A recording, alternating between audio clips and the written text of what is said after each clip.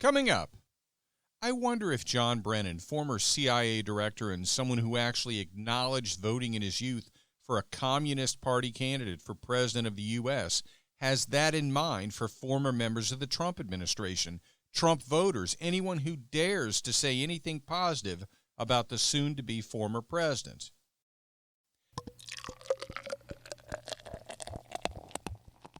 Welcome back to Political Spirits. I'm your host, Franklin Rye. We still stand for the proposition that the left and the right should have a few drinks and talk. Compromise is not a requirement. If those discussions result in us changing or even abandoning our positions, that's fine. If they don't, that's fine too. We just need to talk to each other. In that way, we can unify through speech. And if the discussion becomes a bit heated at the end of the night, we should still be able to split up the bar tab and be on our way. So what are we going to talk about this week? Now, obviously, there were huge developments this week, frankly, none of them positive. But the one I want to start with is the one I absolutely have to start with because this development is so diametrically opposed to what this podcast stands for. Every single week, I start with the proposition that the left and the right need to have a few drinks and talk, and I make it clear that there's no need to compromise. We just need to talk. And I say that because we need to know what our fellow Americans think. There is nothing more central to a free society than the right of free speech. If you take away the right to free speech, you don't have a free society, and you're likely to end up losing the rest of the society, and right quick, because the citizens aren't going to know what their fellow citizens think. So the society will be inherently unstable. There is no way America can go on without free speech. Look at what's happening. The breaching of the Capitol building, an action which has been condemned, as it should be, by Republican and Democrat politicians and commentators, including me, as it should be, is being used by the left, including the big tech overlords with which they are so aligned, to crack down on free speech and to push for the demonization and essentially the expulsion from society of Trump supporters. Look at what's happening on Parler, the alternative to Twitter that everyone pointed to whenever the argument was made that what Twitter was doing in cracking down on conservative speech was impermissible. The counter-argument always included the claim that, well, you've got Parler as an alternative, so you can't complain about Twitter when you have somewhere else to go. Now look at what's happened. Google and Apple removed Parler from their app stores. Then Amazon pulled their hosting service from Parler. So much for the existence of an alternative. Now big tech is trying to either expunge that alternative or have it mimic their approach to censoring voices. And don't point to instances where Parler has missed posts pushing for violence when Twitter has missed them as well, or Twitter has excused them, typically when those tweets are on the left. And Twitter kicked President Trump off the site, both his private account and his POTUS account. Don't tell me that they did it because President Trump's tweets represented a threat to violence when they leave up the account of Ayatollah Khamenei of Iran, even when his tweets call for the destruction of Israel. So it seems that claiming election results were rigged is verboten, but calling for genocide is okay.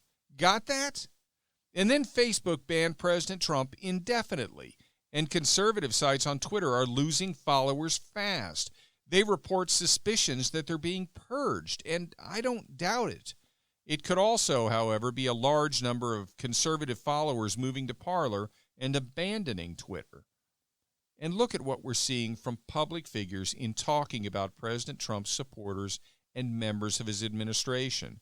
See if you find what Randall Lane, the chief content officer and editor at Forbes magazine, had to say to be as disgusting and terrifying and indefensible as I do. In an article dated January 7 entitled, "A Truth Reckoning, Why We're Holding Those Who've Lied for Trump Accountable," the author argues that anyone who served as a press secretary for President Trump shouldn't be able to get a job in the corporate world. His justification for that position, which I argue is shockingly authoritarian, anti-democratic, vindictive, and so worthy of disdain that even the press in America with its near universal rejection of President Trump, should see Randall Lane's position as absolutely unacceptable.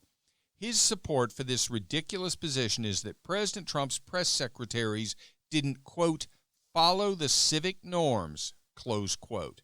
He makes a point of singling out Press Secretary Kayleigh McEnany as perhaps the worst example of a Trump press secretary who didn't follow the civic norms and who should therefore be unable to obtain corporate employment. Now, I've enjoyed watching Kayleigh McEnany's press conferences to the point that she's become my favorite presidential press secretary of all time. She's unparalleled in her ability to put the press in their place.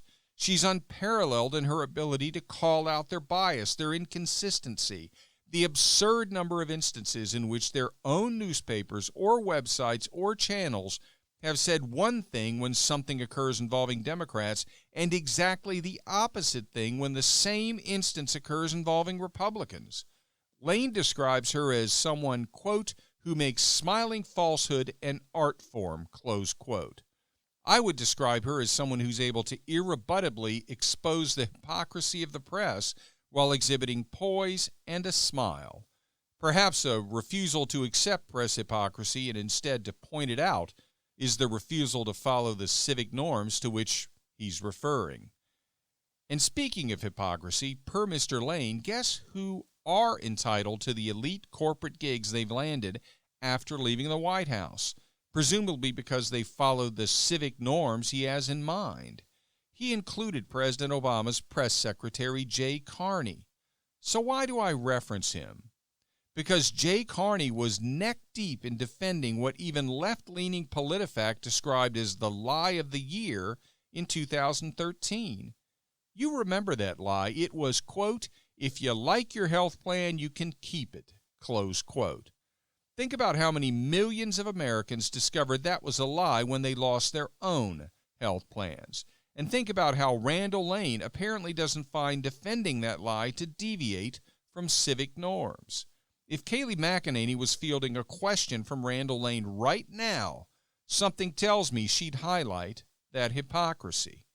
By the way, Lane actually states that if any business hires any of the former President Trump press secretaries, quote, Forbes will assume that everything your company or firm talks about is a lie, close quote.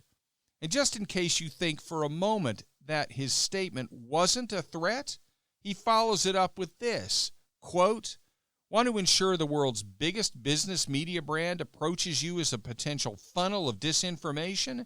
Then hire away, close quote. Think about that.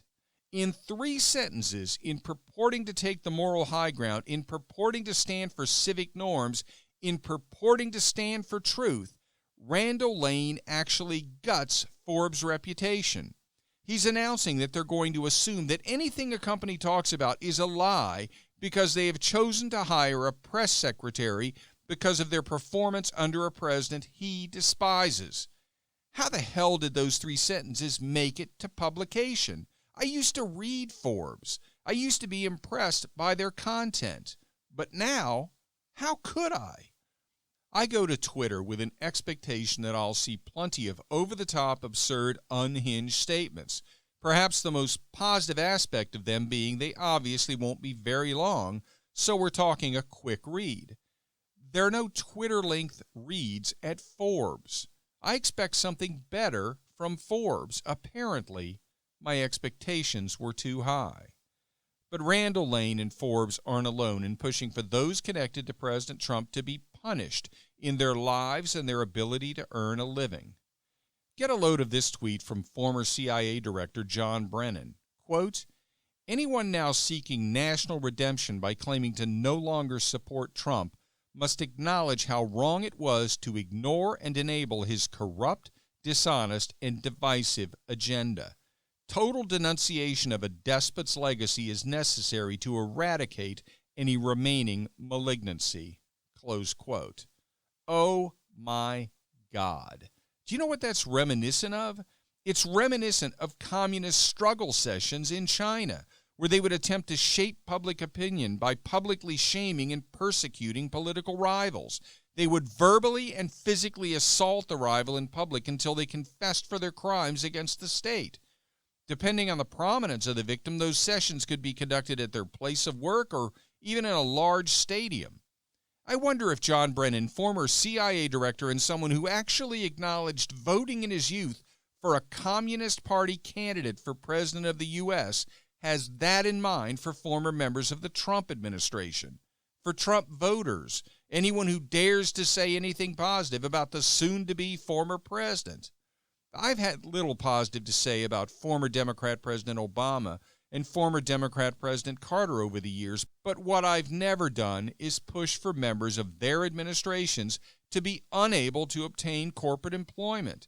I've never insisted that they publicly denounce their former employer. But this is where we are now when looking at the political left. Now think about the fact that just a week or two ago, we were hearing the buzzword unity from the Biden spokespersons. What do you think the odds are that they'll push back hard against the over-the-top proposals and claims coming from places and people like Forbes and Lane and various Democrat politicians because they conflict with the call for unity? Yeah, I don't think it's going to happen either. Next topic. Capitol breach. In the joint session of Congress on January 6, they accepted the Electoral College votes reflecting a Joe Biden win. They heard the objections to various states, and the votes on those objections were not nearly enough to sustain them. And in the Senate, they weren't even close. That's in line with what I predicted last episode and a couple before that, unfortunately. What I didn't predict was that thousands of Trump supporters from the protest that day would surround the Capitol building, and many hundreds, perhaps more than 1,000, would enter the building, with the initial entrances coming then by the way of breaking windows, forcing their way through a far too small Capitol Police force, and generally breaching barriers in a way we've seen far too many times this past summer from those on the other side of the political spectrum. And then, in an event which in some ways seems almost more bizarre, the Capitol Police Force opened fencing, opened doors, and appeared to invite the protesters into the building. And a large number of those who entered that way wandered about Statuary Hall in the Capitol, pointing at attractions and almost looking like typical tourists. But in other parts of the building, others who had breached the barriers were engaged in confrontations with the police and attempting to break through into secured areas. Tragically, a woman was killed in one of those confrontations. Ashley Babbitt was shot and killed by an armed officer as she tried to climb through a broken window into the area being protected by multiple armed officers. That shooting is being investigated. In that regard, I should note that at one point prior to that shooting, and how many minutes prior to the shooting I don't know, there was a member of Congress in that area being protected by the armed officers. It appears from the video that by the time Ms. Babbitt attempted to breach the area through the window, the member of Congress was no longer there. But you can't tell how long he'd been gone and whether he'd reached a secure site by that time. Presumably, at least some of the facts in that regard will come out during the use of force investigation. And her death was not alone. Apparently, another woman was trampled and died in the mayhem, and 2 men had medical events and died. And Capitol Police Officer Brian Sicknick died as well, by some reports after being struck with a fire extinguisher. More recent reports indicate a medical condition was involved, and the reports of an attack on him are being investigated. Regardless of the cause of death, his death is a terrible loss for his family and the community and the country. Let's talk for a moment about what led to the breach of the Capitol building and the impression which the various videos of it create. Some of what I'm about to say might fit exactly with what you think, and some of it might not. But my commitment is to play it straight to you. I'm not going to shade the truth to fit a narrative. The fact that much of the mainstream media dedicates their very existence to shading the truth to fit a narrative is perhaps my greatest frustration with the media, so I'm not about to engage in it myself. President Trump calling for a massive protest of his supporters in protest of what he has stated was an election fraught with fraud and a failure to follow constitutional requirements was not outrageous, illegal, or insurrectionist. Calling for a rally or a protest in support of your political position is about as American as it gets. Late in his speech, President Trump called for his supporters, quote, marching to the Capitol building to peacefully and patriotically make your voices heard, close quote. Those were the words he used. Note he specifically said, quote, peacefully, close quote. Was that an incitement to riot? No, it wasn't. Was it wise to ask supporters in a protest of that size to go to the Capitol building? I would say not. But in saying that, I'm doing so with knowledge of what ended up happening. If you look at all of the Trump rallies over the years, it's not the Trump rally attendees that have engaged in the violence. They've been the ones attacked by counter-protesters, by Antifa. In all of those Trump rallies, the Trump rally-goers have been amazingly peaceful.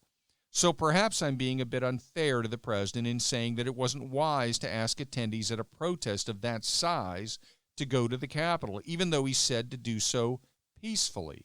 The counter to the argument that I'm being unfair to President Trump is that it was one huge protest.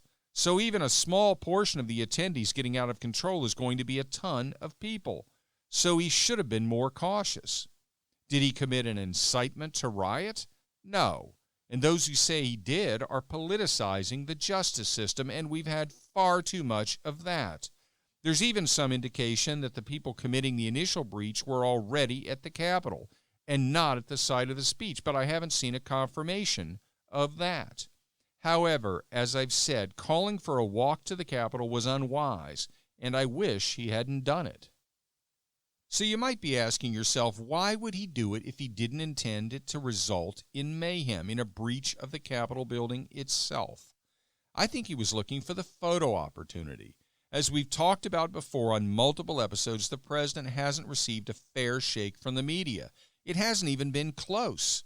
I've never seen the media treat a president the way they've treated Donald Trump. Not George W. Bush, not Ronald Reagan, not even Richard Nixon was treated so poorly.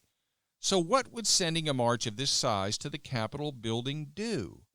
It would force the press to photograph the mass, thus giving a better sense of the size of the event, of the scale of the objection by huge numbers of the public to the way in which the election was conducted. Unfortunately, it backfired massively. The violent breach of the Capitol was inexcusable. Some have claimed that the breach was accomplished by members of Antifa, not Trump supporters. That's, of course, possible, but I really don't see any evidence for breaches in the numbers we saw being committed solely by members of Antifa. Moreover, among journalists, nobody knows more about Antifa than Andy Ngo. And Andy Ngo has said he sees no evidence that Antifa was behind the breach. Having said that, there is a video of an individual in a black motorcycle or scooter helmet beating on a Capitol window with a hammer before being tackled by two people wearing MAGA hats. The crowd appears to be chanting that the person with the hammer is Antifa, but it could just as easily be the case that the footage is of an instance of a disagreement between members of the protest about the propriety of breaking windows on the Capitol building, rather than between MAGA supporters and Antifa. If only all the members of the protest had understood that you don't do that, you don't attack the Capitol building, you don't hit windows with a hammer, we'd all be better off. By the way, there is one confirmed instance of a left-wing radical who entered the Capitol building. BLM-associated left-wing social justice activist John Sullivan was caught on video.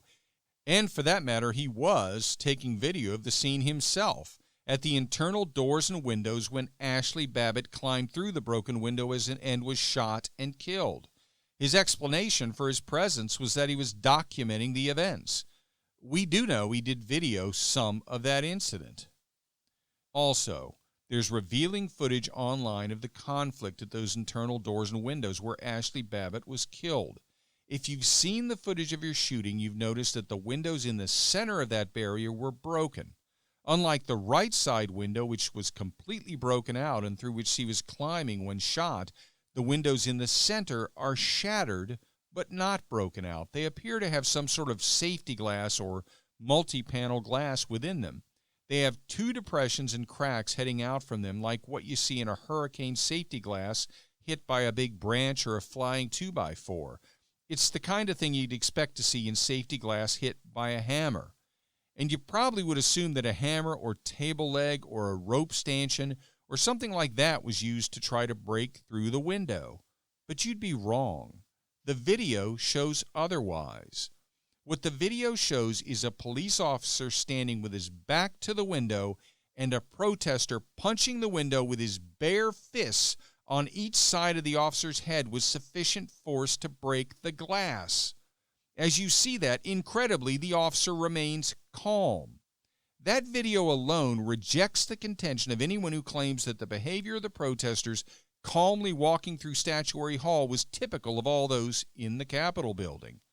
And even if there were Antifa involved in the breach of the Capitol, and so far that hasn't been shown, if the protester at those windows who was so angry that he punched through them with his bare hands was in fact a Trump supporter, at that point you have to ask yourself, what would be the difference if it was a member of Antifa?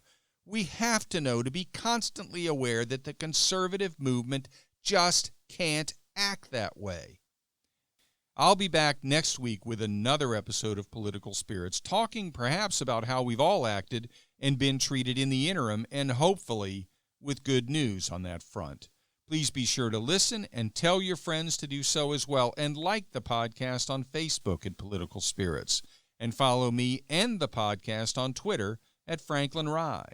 And remember, all episodes are now on YouTube as well, and the YouTube channel is named Political Spirits Network. If you're watching on YouTube, be sure to like and subscribe and hit the notification bell, and select all after you hit the bell. This is Franklin Rye. Thank you for listening.